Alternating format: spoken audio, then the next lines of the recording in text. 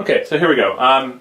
Here's what happened in this year's 2014 tournament. So ESPN has a huge contest where you can just go on ESPN and enter your guesses, and then you can see how you do against 11 million other people. Wow. That's pretty cool, right? It's pretty fun because with 11 million people playing, someone's going to do really well, right?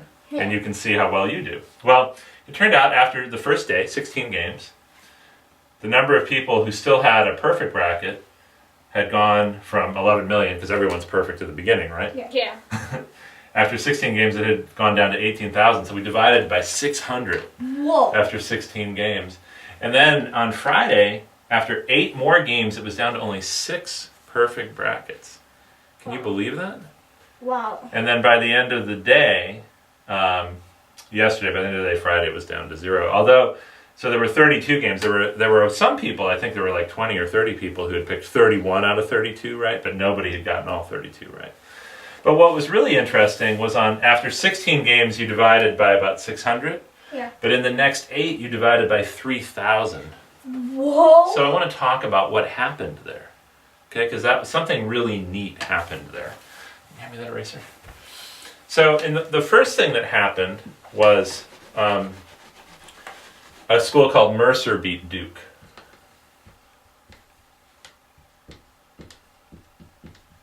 Okay, and that was a major upset. This was what's called a 13 seed, and this was a 3 seed. Yeah. And 97.5% of the people had picked Duke in this contest. So only 2.5% of the people had picked Mercer. Wow. Okay. Isn't that interesting? And then after this upset happened, the perfect brackets went from 18,000 down to about 2,000. Okay? Yeah. I don't remember what the exact number was, and I'm just using round numbers. But here's something that was really interesting. With 18,000 people and 97.5% of the whole population picking Duke and 2.5% of the people of the whole population picking Mercer, you would have expected it to go down by 97.5%, right? Yeah. Okay, so just real quick, 18,000 times 2.5% is only 450. Yeah. But it was 2,000. Okay? Why? Why was that? So it's about 4.5 times more likely. So the people who had perfect brackets so far were 4.5 times more likely to pick Mercer upsetting Duke. Isn't that neat? Wow. So you wouldn't have thought that, right? You would have thought it would be just random, Yeah. but it wasn't random. You took it down to 2,000 brackets, Wow. which is about 4.5 times as many as you thought you were going to get. So I thought that was pretty neat. Yeah. But then something incredible happened.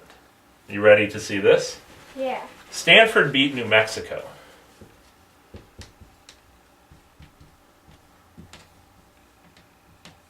And New Mexico was a 7 seed, Stanford was a 10 seed.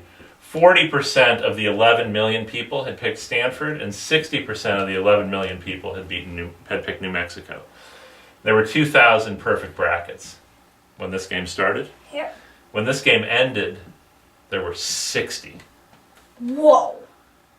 That is amazing. But that isn't as big as an upset as the 13-3 one. Well, based on these numbers, it wasn't. Yeah. Okay? But you would have expected this to eliminate 60% of the brackets when Stanford won, because 60% of the 11 million had picked New Mexico. Yeah. But it didn't eliminate 60% of the brackets. It eliminated 97% of the brackets. Wow. 97% of the brackets were eliminated by this 10 versus 7 upset that 40% of the people had picked. What? Yeah. So the numbers made no sense. So this was an amazing thing. So this was 16, 17, 18. This was the 19th game. Yeah. Okay? And the people who had perfect brackets up through the first 18 games, almost nobody picked Stanford. Almost everybody, 97% of them picked New Mexico. Wow. So the perfect brackets went from 2,000 to 60. And then before the end of the night, it had been reduced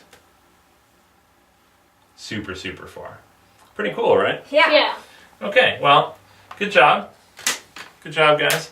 That's some math. Did you realize there was so much math behind these perfect brackets? Wow, it's just probability. It is just probability. But do you think this is pretty interesting math? Yeah. Yeah. So this is math in what I'll call the real world, for lack of a better word. This is just people, a basketball tournament. This is people having fun. We've been watching it, right? Having fun. Yeah. And there's a lot of really cool math behind this. So anyway, good job today, guys. Good job.